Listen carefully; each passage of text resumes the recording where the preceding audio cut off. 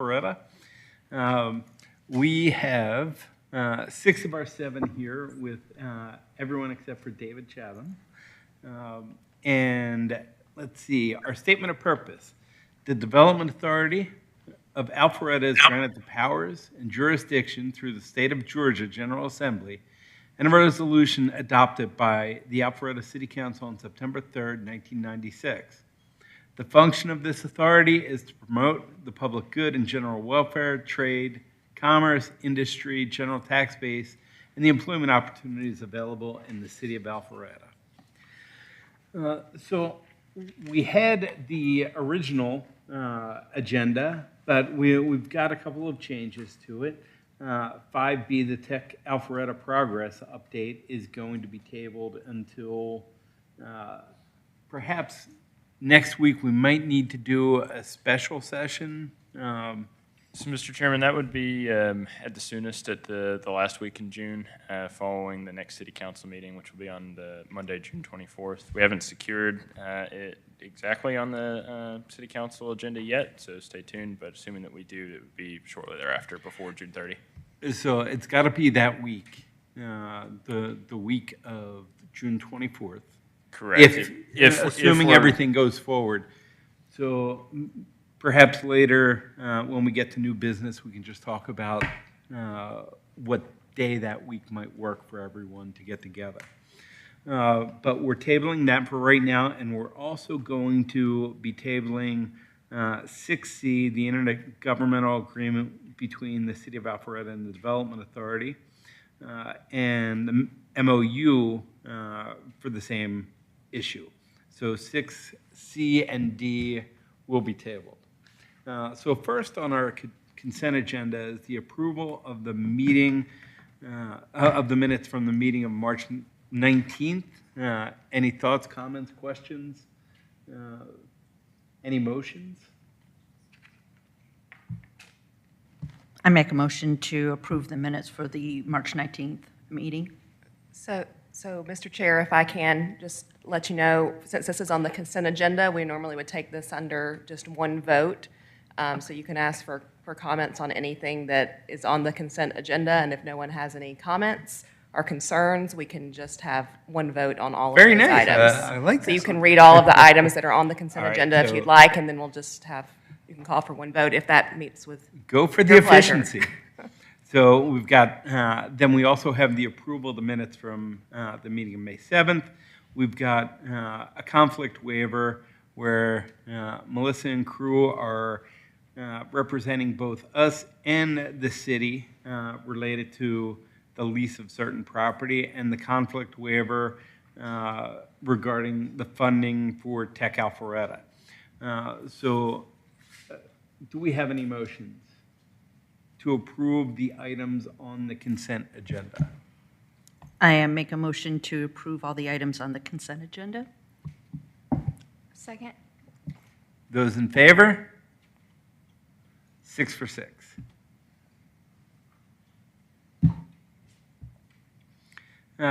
Next on the agenda is our project asphalt presentation. So Lance, do you want to set us up for that? Yeah, I'd be happy to, Mr. Chairman. So the Economic Development Division's been in contact with the prospective project over the last month or so.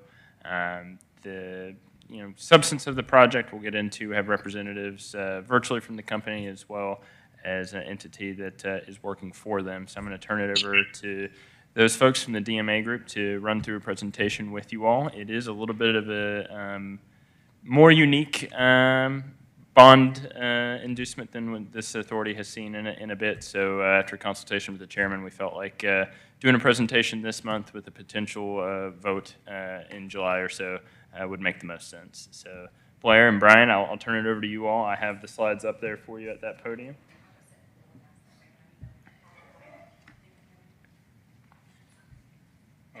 Good evening. My name is Brian Anderson. I'm with DMA, Charm, McMillan and Associates. We're a tax strategy firm based out of Indiana, but we work all over the country, all over the globe, actually. With me are Brendan Baker and Blair Westmoreland. So Brendan is part of our property tax group, and Blair is with me in the credit and incentive group. She's focused on Southeast United States. This is a project that we've been really excited to get to this point. Working with this company and Project Asphalt has actually grown quite a bit since we first started talking about it with the city and working with the folks in Alpharetta.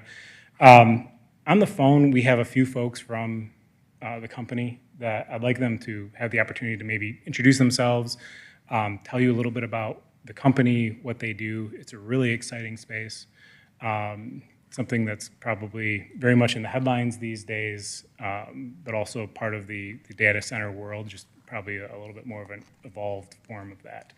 On the phone, we have Rich, I'm going to butcher his name, Rosenzweig, and a couple other folks that have a little bit more technical expertise. So I'm going to turn it over to Rich. I hope he can dial in, or hope he's dialed in. No, I'm on the phone, Brian. Awesome. Well, Rich, if you're comfortable giving a quick overview of the company and kind of what you guys do and why we're here, I think that'd be a good place to start. Okay, I think it makes sense. I'm going to turn it to Rick DeFalco, who's the director of operations for us, who would do a much better job than I would. So, Rick, if you can hear me, we'll turn it to you. Yep. So, hi, my name is Rick DeFalco. I'm one of the first employees here at CoreWeave. So, I've been here for the entire ride. But what we do is we are a cloud computing company. We provide services principally to the AI community.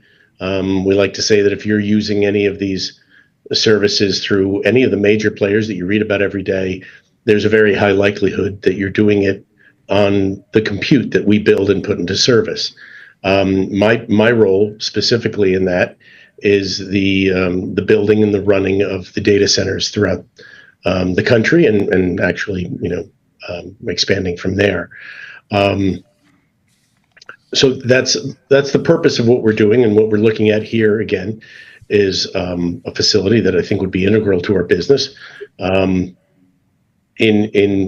putting up another one of these centers that basically just have some of the most sophisticated compute that's available today.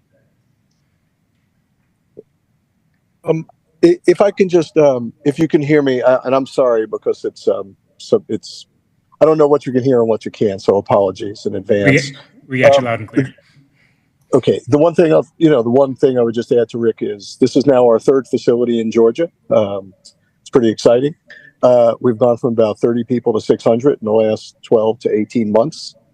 We've gone from about 3 to about 14 data centers now in operation across the country, expanded into Europe. And we'll probably be at about double the amount of data centers, I imagine, in about another year from now. So we're growing very quickly. In addition to AI and the industries we attract around us, with sort of a lot of pharmaceutical type companies, finance, technology, media, and entertainment. So as Rick said, our infrastructure and compute is the most modern in the world, and we're growing a lot and excited to be in Alpharetta. So that's all I would add to Rick. And Rich, this is Jack Nugent. You had said that you have 3 other locations. This will be the third in Georgia. Where are the other 2? Douglasville and Lithia Springs. Okay. And I'm sorry, I missed the number. You said you grew from 3 to 13 in the past year. Yes. And you expect to be where in the next 12 months? So we've gone from 3 to 14 in the U.S. We probably will be double of that in approximately a year from now. Rick may have some better information. Yeah, probably a little less than that. We're growing remarkably fast. In addition to that, we already have we've started one facility in the UK, and we're in the preliminary steps, or actually a little beyond the preliminary steps, on several other cities across the EU.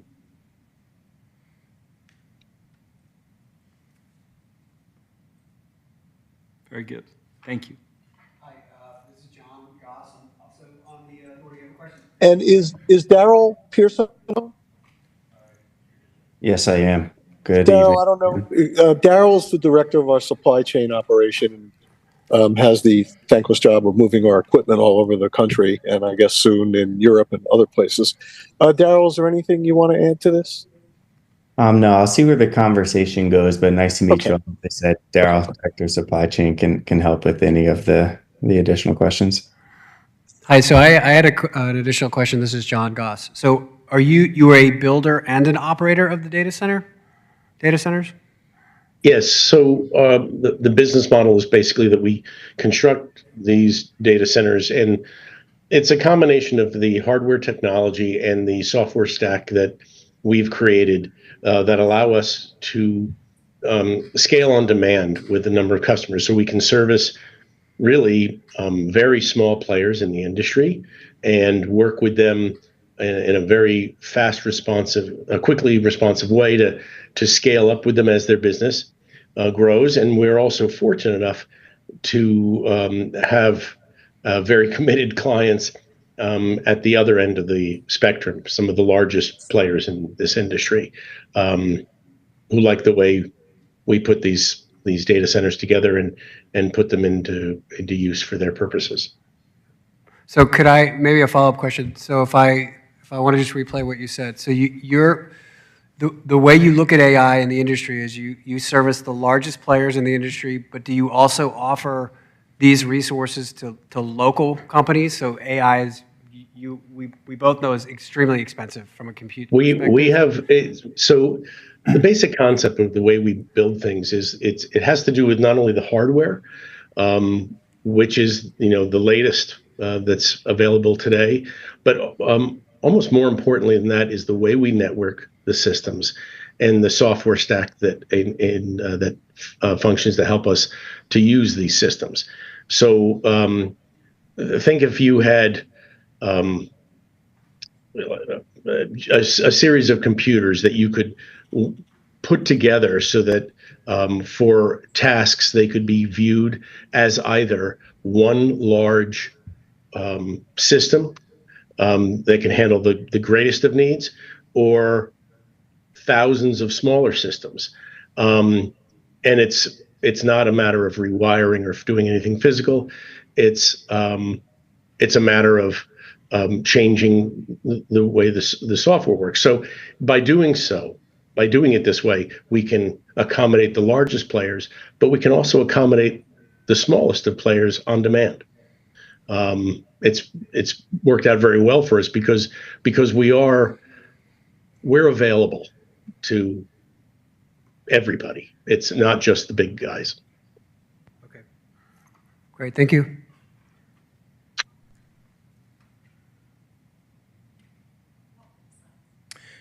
So we have a small presentation to give. Is this, okay, it's viewable there, yep. Just a little bit about the project itself, some of the project specifics and some of the data.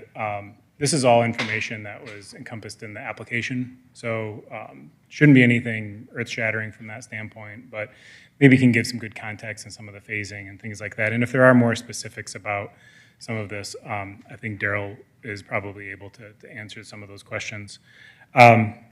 So just very briefly, we are a property tax and sales tax and use tax and personal property tax advisor for all sorts of industries, and data centers being one of the budding areas that we have spent significant resources to get up to speed and start working with. So that's why we're here today. So Project Asphalt is actually conceived of in 3 different phases at the Lincoln Rack House. I'll show some slides on that specific location in a bit. But really what we're looking at over those 3 phases is over $600 million of investment. The first phase, which we're hoping to have operational coming up here in the 3rd quarter of 2024, about $158 million in relatively small square footage. That's one of the things that has been very peculiar about this company and some of their operations is they're very cost dense. So they're packing a lot of investment, a lot of technology into relatively small square footages for the industry. We look at that as being about 4.5 megawatts. I'm a former utility guy, so that's a nice, attractive load. It's not so big that it kind of causes a major headache, but it's also a decent size. And for this first phase, looking at probably about 5 jobs at an attractive wage rate, averaging about $75,000 a year before fringe. From there, the things get a little bit less clear, but looking at the potential for a phase 2, looking at that as potentially happening in the fourth quarter of this year. That's going to be somewhat dependent on the expansion of the building that I understand is ongoing. The thought is that based on power availability, space availability, that could be as much as $234 million of new investment, and a little bit more square footage if that were to happen. And obviously, quite a bit more power now. We're getting up to 8 megawatts. So that would create another 3 to 4 jobs. So that would bring us up to about 7. And as you're probably familiar with data centers, they're not super job intensive, but they're good, high-skilled, quality positions that we think are pretty attractive in the industry. And then as we get on to phase 3, that is something that is currently part of the ongoing negotiation. Again, that would be a little bit further out, probably first part of 2025, another $235 million-ish investment if it happens. And that was actually a typo on my end. It should be 8 more megawatts of load. Still trying to figure out exactly what the square footage would look like, what the job figures would look like. But I think one of the big things to understand about this company is they typically look at a refresh of their equipment happening over a phased approach as well, and happening every 5 to 7 years, somewhat dependent on area economics, kind of how the industry is moving, what the technology is doing. So it could happen a little bit sooner, happen a little bit later. But if they did do that, there would probably be about 100%, so another $600 million of new investment 5 to 7 years down the road after they completed some of these parts, which obviously still a lot of this is in play. So how much that is still TBD. Really, we are certain on that first phase, and beyond that, we're still working through some of those details. So as I mentioned, it's in the Lincoln Rack House, which is at 4905 North Point Parkway. It's a very large facility, so we're really not taking up a ton of space if you think about the fact that we're talking in less than 10,000 square foot increments. And that is electricity that is provided by Georgia Power as the primary provider. So any questions as I'm through this part of the presentation? The one thing that I'm trying to get my head around is, that's like over $20,000 a square foot. So that just seems incredible. Is that typical?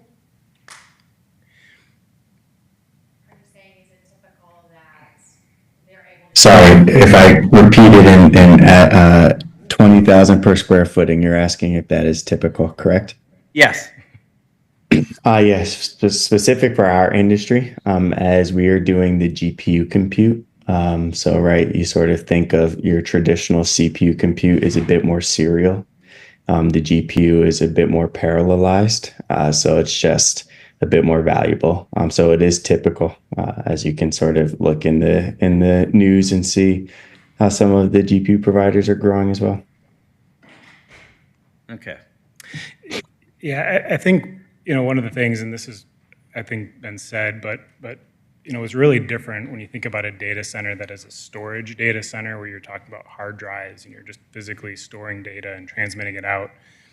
This is a compute center. This is where you're using graphic processing units to do complex math. And if you looked at the price at GPUs, they're not coming down. And these are specialized chips that are designed by NVIDIA for the AI industry. And guys, if I'm off base by any of this, please correct me. But as I understand it, that's the big part of, as Daryl was saying, the cost density is coming from, this isn't your typical data center in a storage standpoint, but more from a computational standpoint. Yeah, I'd agree. The storage industry has matured over the last 15 to 20 years to where it's a bit more of a commodity, right? The GPU is sort of going through its growth right now. Okay, thank you. So obviously, we're here because of the revenue bond application. That's really a discussion that the bond attorneys will get into over the coming weeks. That's really where we have been helping with the company to advise and help them kind of understand how Georgia handles these revenue bonds, how that works through incentives with the bond lease arrangement and the pilot payments. So the company's up to speed on that. We've had a lot of internal conversations with them just to talk through how that's going to work. They're in the process of interviewing local counsel to represent them through that process. So they do have a lot of complexity. They're a very popular company from a terms of private equity and private financing. So that adds some potential layers of complication that we will turn over to the attorneys to sort through. And hopefully we'll have good headway on that, if not have it wrapped up by the time we come back here in July. I think from the standpoint of how we have worked on this process, why Brendan is here with us too, is we've looked at potential tax models on different scenarios of depreciation and kind of what that would look like. We're still kind of letting that bake, I would say, and still trying to work through how that exactly going to work. But I think when we come back, we'll be able to have a better handle on what type of savings we can look at and what kind of revenue back to the city we would be able to cause from something like this.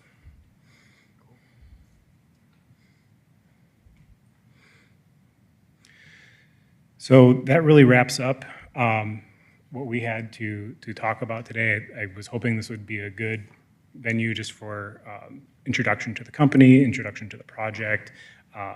You know, Lance has been I think it's probably getting up to an email a day from me. So he's been a fantastic resource just to help answer questions and help sort through some things. But if there's any questions that come up, if you do some Googling around and have some additional questions that come up, by all means, shoot them over to Lance and he'll let me know and we'll work our best to address those as quickly as possible. But thank you very much for the time. And if anything else comes up, we're going to hang out for a little bit and we'll be happy to answer any additional questions that come up. Great, thank you very much. And Thank you. Woody, is there any chance you could step up for a minute? Thank you. It's a little hard to hear where I am, so I assume, Brian, you just wrapped up. He did, but this is Woody Vaughn. I'm bond counsel to the authority. We may have a few more questions. And Of course. when we saw the application, you know, I'm the longest one on the development authority. Everything we've done to date has been real property as opposed to personal property. So, you know, there's something physical. You know, we're taking title to a hard asset that I personally can typically wrap my mind around values. You know, and this is something, you know, completely different. So we're looking at personal property. We're looking at quickly depreciating asset. So, you know, and with our typical setup with real property, we're doing, you know, 10-year, you know, 50% the first year, 45, and so on. But you know, these are, you know, assets that they're saying on the outside it's 7 years. Right. So have we done something like this in the past? And you know, does it all fit in With the program. Yeah, it does. It does. And we've done a number, not with Alpharetta, but with like the Fulton County Development Authority has done data processing centers, first phases. And here you are not looking for any real property savings because you're leasing a space from an existing building. Yeah. So we've seen a number of projects where you have a QTS as a big data center builder, and their model is different. So they'll come in, they may or may not ask for incentives, but they're going to lease space out to someone like an OpenAI or an X Corp, who's going to invest hundreds and hundreds of millions of dollars with bringing their processing units into a data center that's owned and operated by a different entity. And so that would be a pure personal property incentive deal. It still runs under the same schedule in Fulton County of the ramp up, and the depreciation may just be that it ends early because of depreciation, and that's something that the company always has to kind of look at. But we still use the exact same model, the exact same program, where the development authority would take title to these GPUs, these very expensive generative AI, processing units, lease it back to the company here. It's located in a space that's irrelevant, and then on the personal property return, they would see the savings per the ramp-up schedule. But it is the same sort of legal structure that you've seen on real property deals.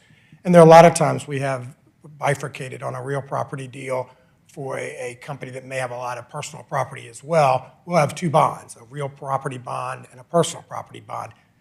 This is just the personal property side. So if I can just add one thing, we're happy to work through all these issues. This is candidly a touch different type of structure for us as well. So we're available, through the DMA folks and of course to you at any time. So we look forward over the next month to sort of, walking through and attempting to answer any questions you would have. Very good. I just wanted to have a comfort level that this was something that we could pursue and provide, and because it is different than what we've done over the past 6 years. So yeah, all right. Fully understand. You totally have the authority to do it, absolutely, and just pleasure of the board. Well, very good. We're looking forward to working with you. So and hopefully we can make this all work out. We'd love to have you here in Alpharetta. Okay. Well, we greatly appreciate the opportunity, and like I said, we're available. Any of our experts on the business, and certainly as the lawyers and bond folks have to understand it more than us. So, but whatever you need, of course, we're available. Well, thank you very much. Thank you. Good night. Bye-bye. You might as well sneak out. You don't have to sneak either. So. You're free to go. Thank you, folks. It was a pleasure speaking with you this evening. Thank you. Thank you as well. Appreciate all the help. All right, so next on the agenda is the First Amendment to the Intergovernmental Agreement for the lease certain premises to the Alpharetta Development Authority. So Lance, do you want to go over these? It's probably the next two items, also the sublease. Sure, Mr. Chairman, I'd be happy to. I'll do a quick run through, and then I think on item B, I'll see if Ms. Cashin wants to say a few words as well. But for the First Amendment to the Intergovernmental Agreement, this is a proposed modification to an existing IGA that the Development Authority has with the City of Alpharetta with respect to the leasing of the city-owned facility off Webbridge Road, which Tech Alpharetta has been subleasing from the authority for a number of years now. As I believe everybody on this board has now been made aware that public safety has indicated the necessary need to acquiesce that city-owned facility back for their purposes.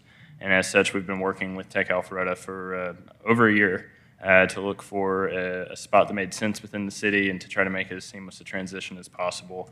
A location has been identified, and I know Karen's hard at work at that, but there is going to be a necessary build-out period to make sure that this new space is retrofitted to Tech Alpharetta's needs. And the reason that this lease at Webbridge Road would be extended is because, as it stands, it's set to sunset on June 30th of this year, and it's been indicated by the landlord that that build-out time is going to be through this summer. So this proposed amendment to the lease would take it through September 30th of 2024. And so for this item, that's kind of in short. City Council saw this item last night and voted to approve it, and just before you all now, for the Development Authority's end of this modification to the IGA. And so happy to take any questions that you may have for staff as well as legal counsel.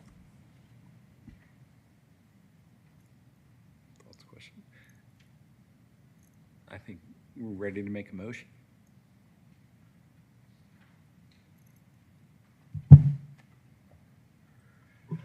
I move to extend the lease on the property located at Webb Bridge for Tech Alpharetta. I'll second. Those in favor? So we are 6 for 6. Pardon me, point of clarification.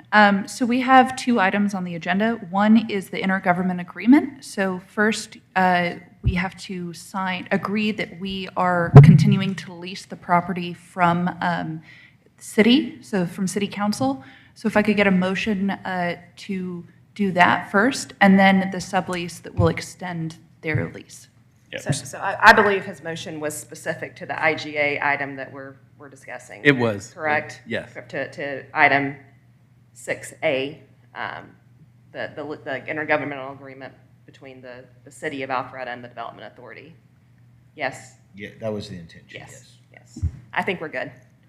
Now, a motion to sublease the property back to Tech Alpharetta. Mr. Chair. Let's hold on that until we have taken up discussion on the next item, because they're two separate Sure. items, and I think perhaps Ms. Cashin was wanting to address the authority. Yep. All right. So yeah, the sublease is a separate item, and in short, this is the agreement between the Development Authority and Tech Alpharetta for this sublease. And yeah, if Ms. Cashin would, if you would like the opportunity to kind of say a few words. Mr. Chairman, members of the Development Authority, Karen Cashin, CEO of Tech Alpharetta. Yeah, just to update you all, we're excited to report that we have signed a lease on the space at 925 North Point Parkway, the Parkview 1 building. It's going to be a great facility once the construction is done, and it's been retrofit for the purposes of a tech startup incubator. At this point, as you heard, the landlord of the space will be building out according to the facility diagram and layout that we have been negotiating and working on with them. So it will take them a little while to get that work complete. And then once it's complete, we will go ahead and relocate our companies and our furnishings and equipment over to the new space.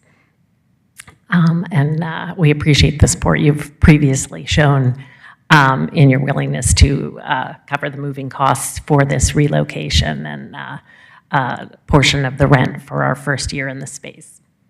How are the members taking it? Actually, I'm going to be announcing it to them tomorrow. I just signed the lease last week while I was out of the country, and I didn't want to mention it to the members until we had it a lease signed, because the first question would be, where's it going to be? But I can say that I'm quite confident they're going to be very excited about it. It's close to where we are, and there'll be plenty of parking, and it'll be a very, very nice facility for them. Do you know when they're going to be starting the build-out on that? And do we know what their length of time for that build-out is going to be? Just typical with construction is always going to have some delays in there. I just want to make sure we have enough padding in there for any kind of potential delays. Understood. My understanding is that the beginning of the construction and build-out is imminent. We're going to be providing them with direction as to how many outlets we need in the different spaces and where we need blocking done to hang the large screen monitors, because they're planning to get started on that as early as this week. So they are just about ready to go. Yeah, and in terms of build out, the proposed move-in date was September 30th. Again, we'll be getting updates from the landlord throughout the summer on that, just in case there's any supply chain issues or construction issues, at which point we'll go to economic development and alert them if there's been any delays. Any other questions? Okay. Thank you. Thank you. Well, with that, I believe we are now ready for a motion to sublease the property on Webb Bridge back to Tech Alpharetta to coincide with item 6A. Would be item 6B, Mr. Chair. Yes. But to Correct. coincide with 6A. Yeah. So we would be looking at a motion to approve the 6B, sublease yes. agreement between the authority and Tech Alpharetta. I'll If make a that's the motion. will of the board. I'll make a motion to approve the sublease agreement back to Tech Alpharetta. Second? Those in favor? Again, 6 for 6.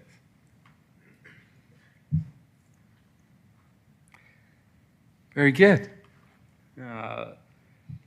So we've skipped the next two items on the agenda, and we are now on 6E, the Georgia Department of Transportation right-of-way acquisition related to 2575 North Winds. Mr. Chair, so this item is before you all tonight based on a right-of-way acquisition that GDOT has undertaken involving 400 and this parcel that's owned by Jackson Healthcare, where Jackson Healthcare operates there on, I think it's North Winds Parkway is the address. And this is, of course, under an abatement program with the authority. So the amounts for the right-of-way that is being taken by GDOT has been negotiated with the Jackson Healthcare folks.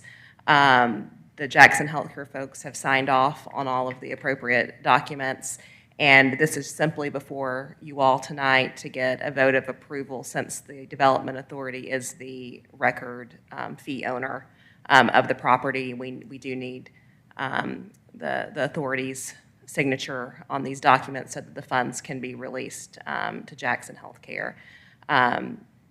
It's a fairly straightforward transaction, but happy to answer any questions you all might have.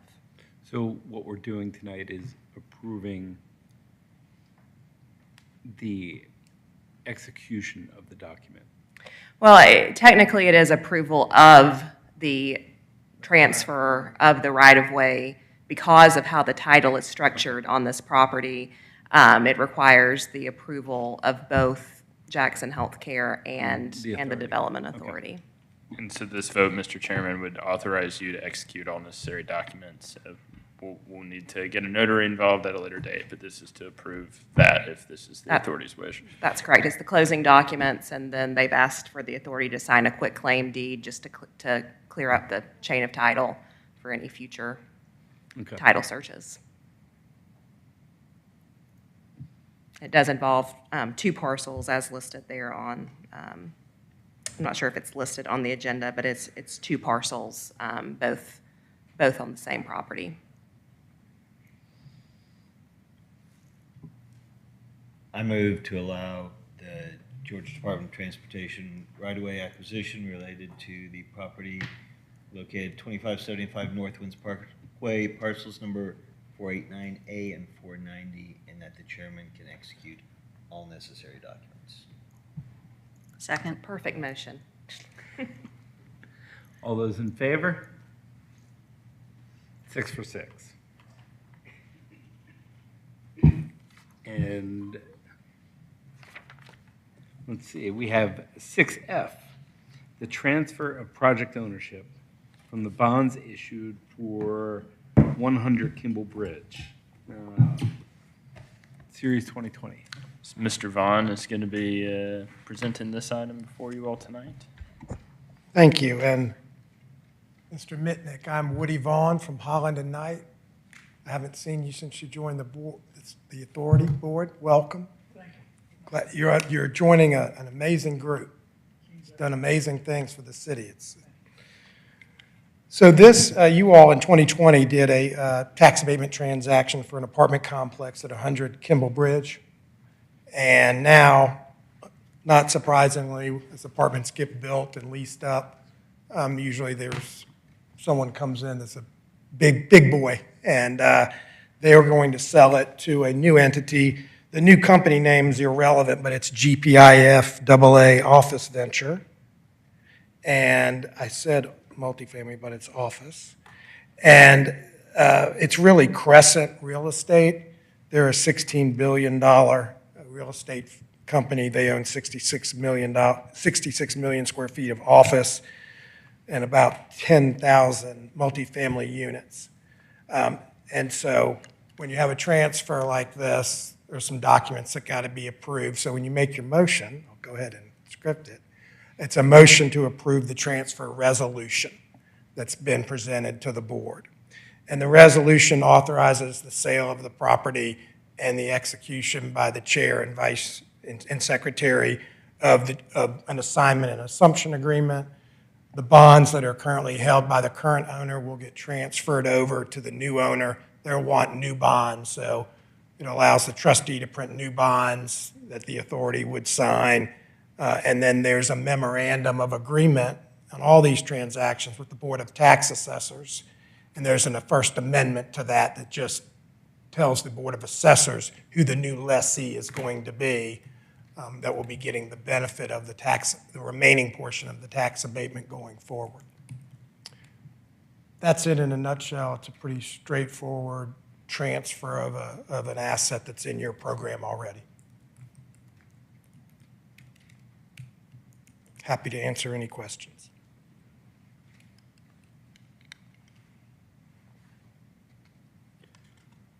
So this is our Greenpoint building being transferred. I believe so, Mr. Chairman. It is. To Crescent, who is also involved with Bailey Johnson.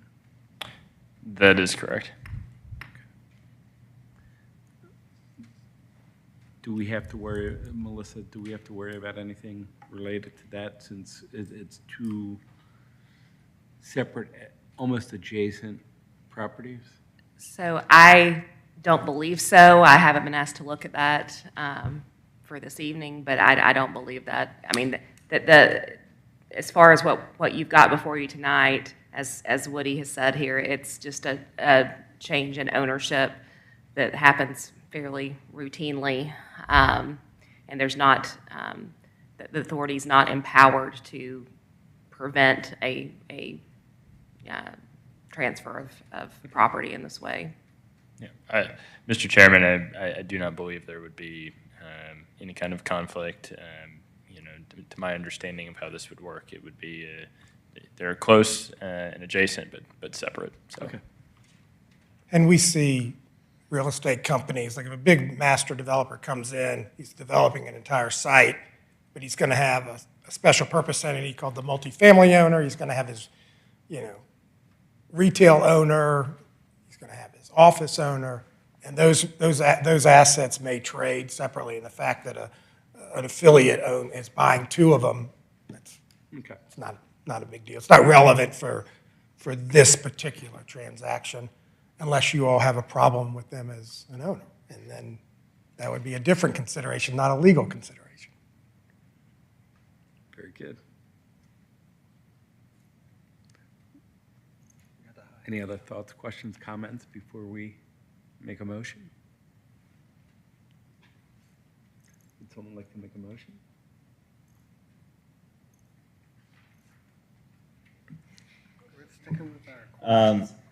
I move that the Development Authority approve the resolution authorizing the execution, delivery of certain documents related to the transfer of a project financed with proceeds of a not to exceed $47 million Development Authority of Alpharetta taxable revenue bonds, 100 Kimball Bridge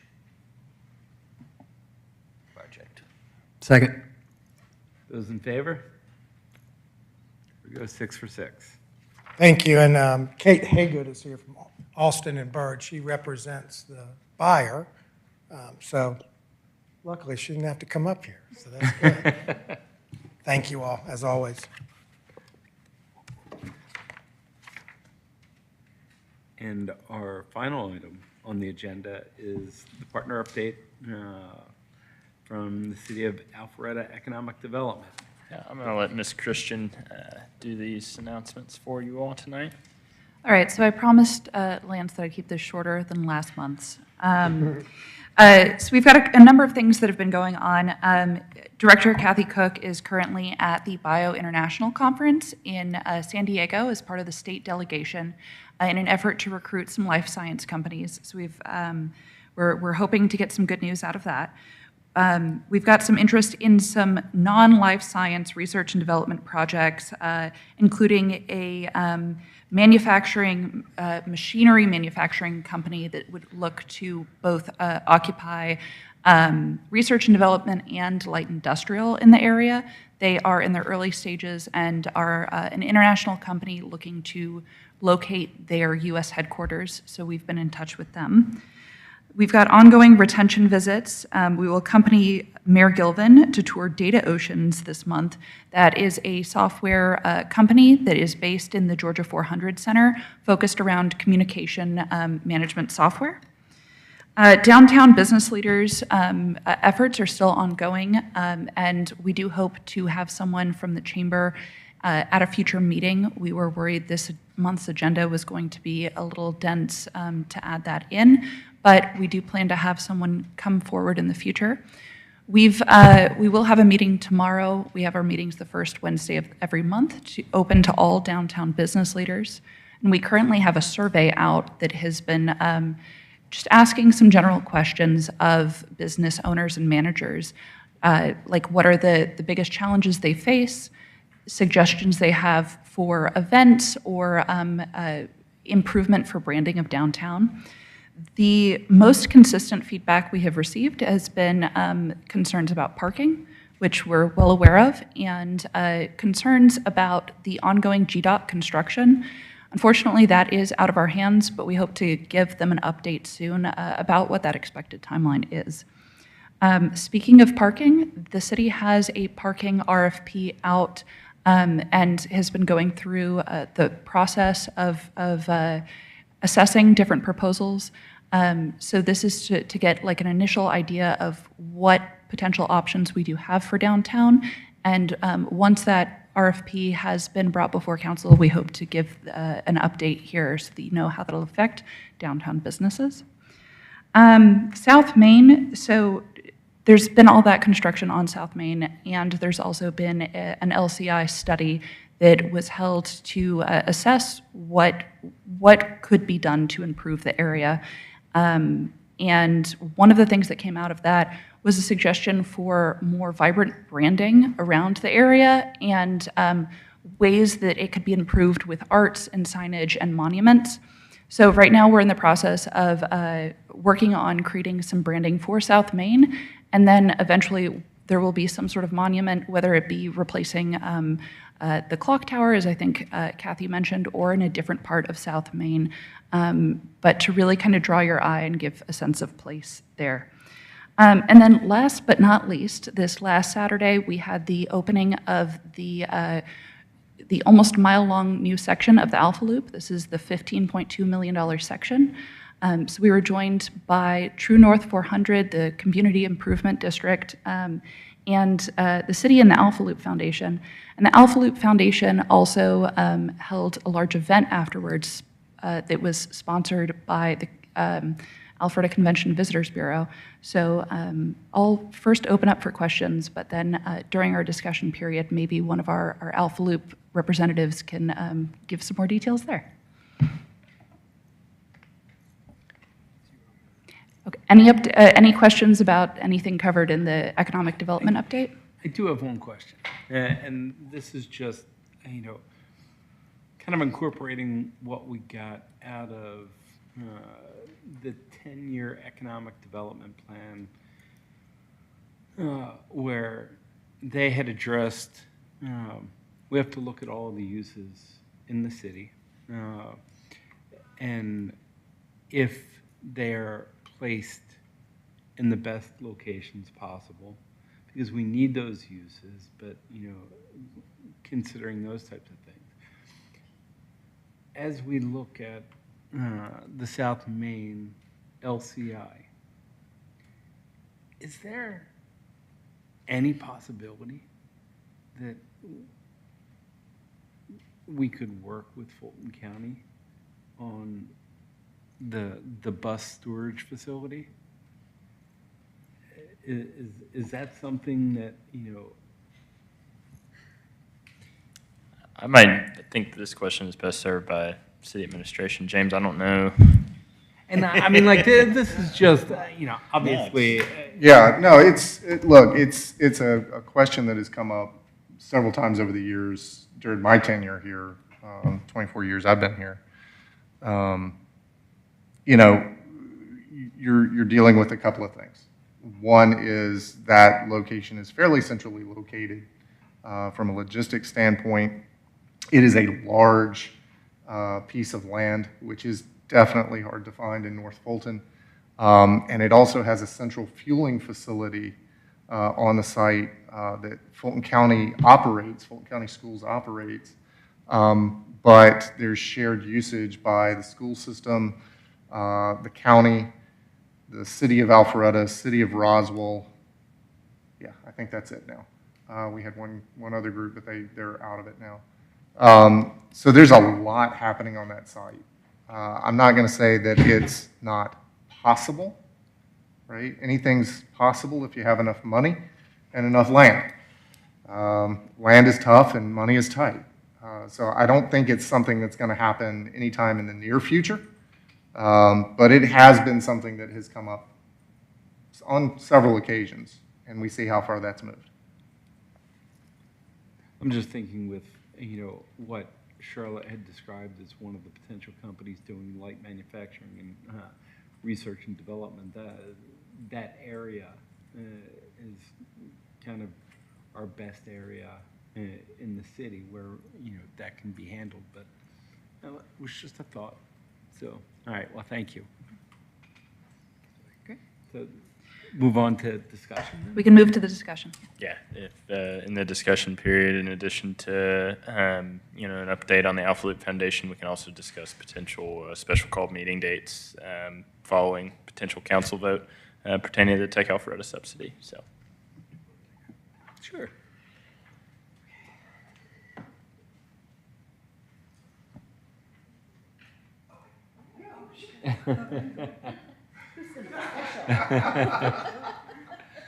just have to get your steps in, John.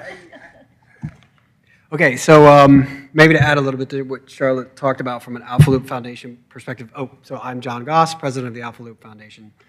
The ribbon cutting this weekend was a huge success. So as she mentioned, we were able to secure sponsorship from Alpharetta Convention and Visitor Bureau. Just maybe a few statistics about that section that Charlotte didn't mention, but only because maybe she left it to me. But one tunnel, 2 bridges, it's 0.94, 1.3 total with 2 spurs, one to Chelsea Walk, one that goes to the alley. The next section that will be focused on is the crossing between Old Milton Parkway across the road to the post office to connect Thompson Street. So just to give you all an idea of what it is. That section in particular that we had the ribbon cutting for, if you haven't seen it, I highly encourage everyone to go. It's got a bridge that rivals anything that you can see in Atlanta. A little bit about the statistics of who we had. So we had games for children, we had food trucks, we had a small band playing, we had balloons. We attracted, we think, we haven't counted, but somewhere between 400 to 500 people. We have sets of photos that we could share with this group that you can see, and you can kind of see how crowded the loop looks. It is much reminiscent of the Beltline in terms of people and activities. So we were very happy and pleased with the turnout overall. Just to remind you all of what you've sponsored and helped us with, we're one part community awareness, which is what you're hearing about this ribbon cutting and the event that we had, and the other part is fundraising, which we'll now focus on. So the last time I was here, which I think was a couple months ago, I committed to coming back, which I haven't, and kind of talk about where we are with that progress, which I'll do right now. So we have, what we've built is a lookbook, and what that book basically does is it outlines the newest section of the Alpha Loop, and it also puts some level of indicated pricing of things that we can attract large sponsors for. So I'll give you an example. The tunnel itself, we would be able to attract a sponsor that would potentially put a mural inside of the tunnel. There's a section next to Village Tavern where it's approximately $2.5 million as price, where you would have an entry point from that parking lot, and it would come and it would be a curved section that you could walk and enter into the Alpha Loop. Another option that we have in the lookbook are mobile classrooms. So they're classrooms, that's a container that you pop in, you would ostensibly have a hot spot. They're closed and someone could buy one, right, or lease those, and they could be on the Alpha Loop in terms of ways to provide options to amenitize the loop. Lower level things that are not in the book, but we can think about the different ways that we can provide educational components. So the long and short is the book is completed. We have indicative pricing around what we want to attract from a sponsor perspective. We've met with one large interested sponsor, which I'm not going to name, but they're close to the loop, and then we have two more that we'll talk to. And so when we think of fundraising, right, we want to think of the largest tier companies. Some of those are actually listed in this book, and go to those first and try to kind of fill those buckets before we start to go through to our smaller fundraisings. If I pop over to community awareness for just a minute, we also fundraise through some of the funds that were donated here through the website that we've built, where you can make donations. For the event that we had Saturday, I think we raised a total of $1,000, so not a lot, but we sold a lot of merchandise, which is really what we want to do. But more importantly, we signed up, Charlotte, you got to keep me honest, was it on, how many more emails did we get? So we got about 30 emails. 30. So I also work closely with the Alpha Loop Foundation, which is why I had given John a heads up that I was going to throw to him. But the event, I wanted to add a little bit more context that I don't think you mentioned. So the event itself was in the Northwinds parking lot, and then also along the stretch of the loop. The ribbon cutting happened at one end, and this kind of got people along. So King of Pops was over by Village Tavern. They had some live music over there. And then in the Northwinds parking lot, they had the food trucks and other events. EMS and Fire do a community outreach program, and they were also there.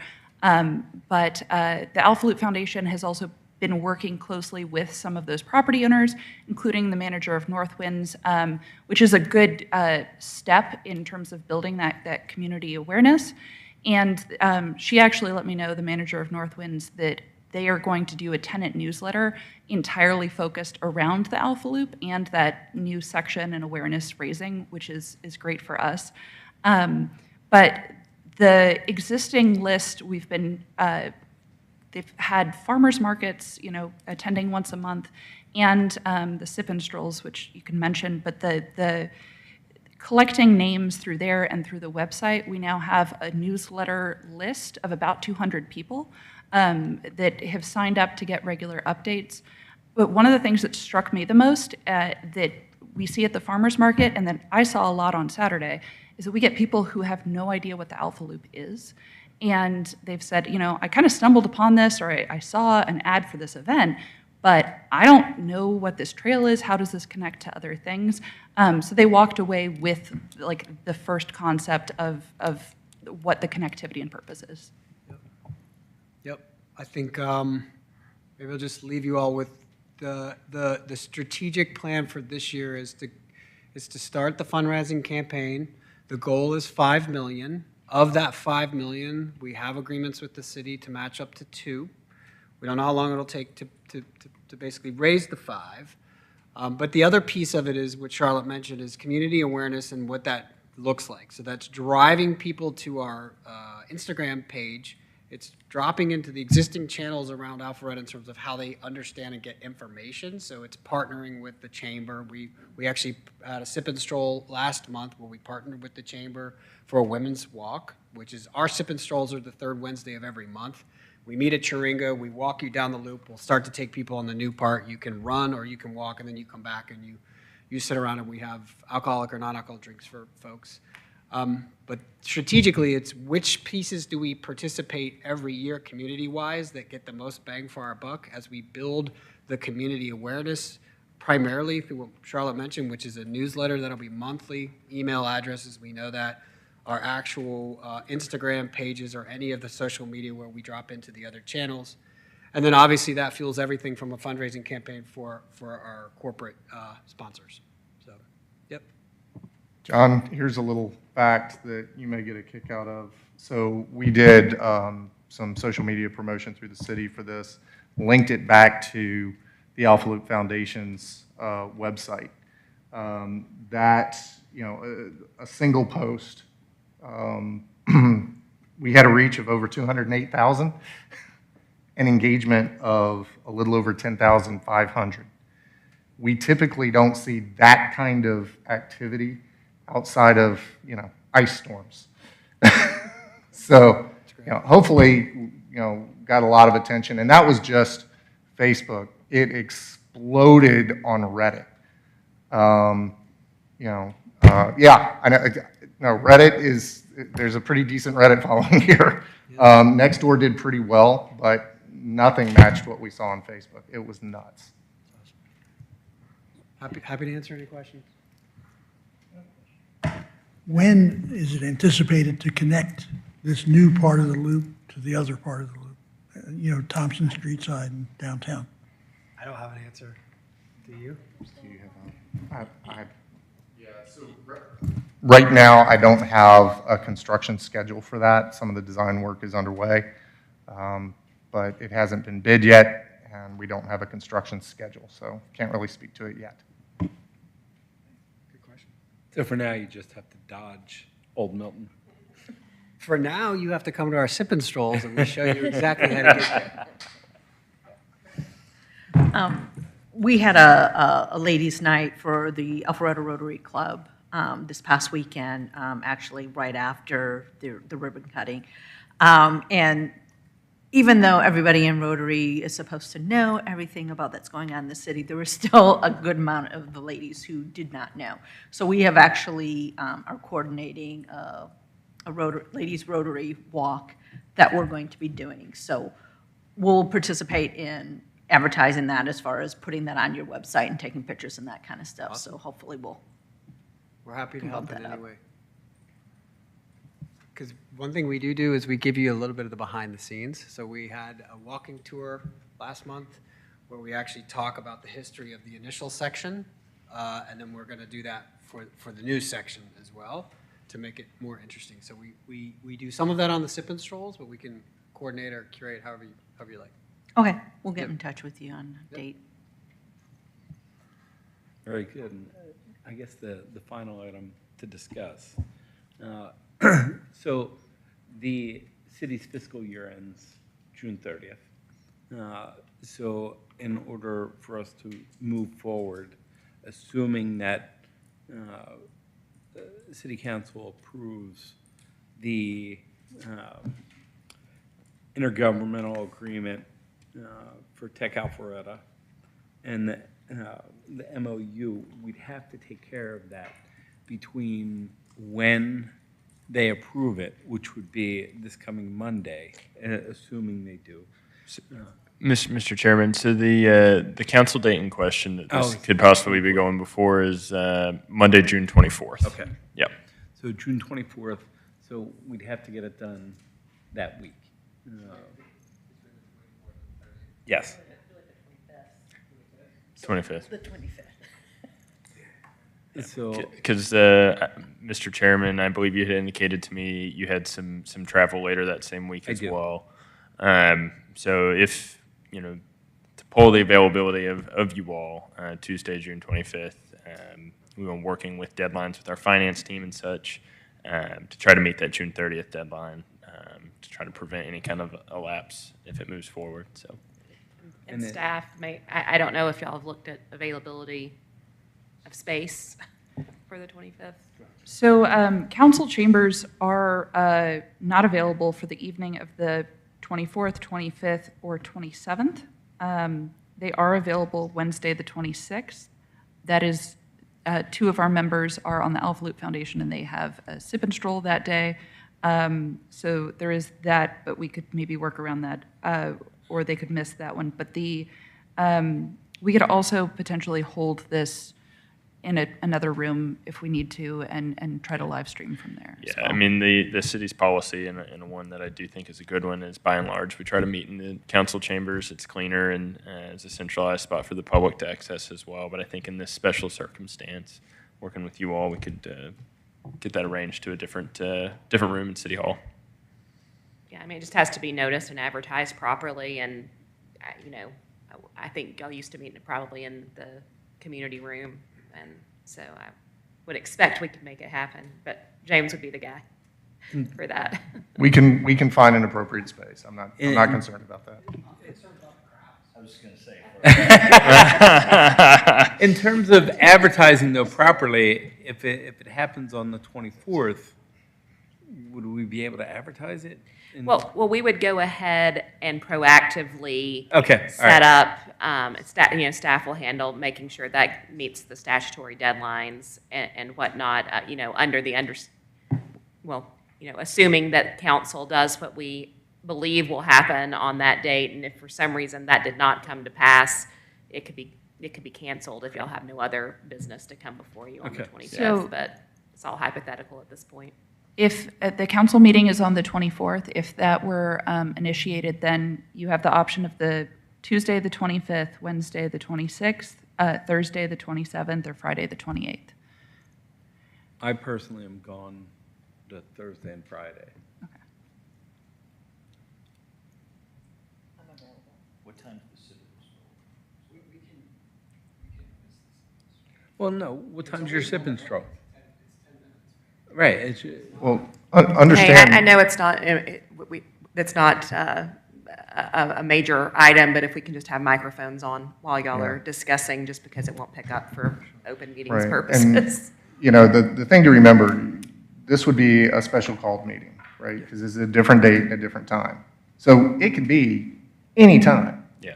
Right? I would generally not encourage like 11:30 at night, but Sure, so that's exactly right. If we just needed to more have from a one at staff noon, we perspective. could have one at noon, you know. One of the other considerations here is that your next regularly called meeting is July 2nd, and I know that some members will be out of town for that. One of the things the only other thing I can think of on the agenda would be the Jobs Creation Grant. The funding for that has to be renewed each year, but that could be put onto this special called meeting. But then you are looking at just a couple of items, but it does include an update presentation there. So I would just consider that, but it can be any time that week, and then you can decide whether or not you want to have the July meeting. We can miss the sip and stroll. Let's just choose the time for that day. well, what time is your sip and It's stroll? 5. I guess Tuesday.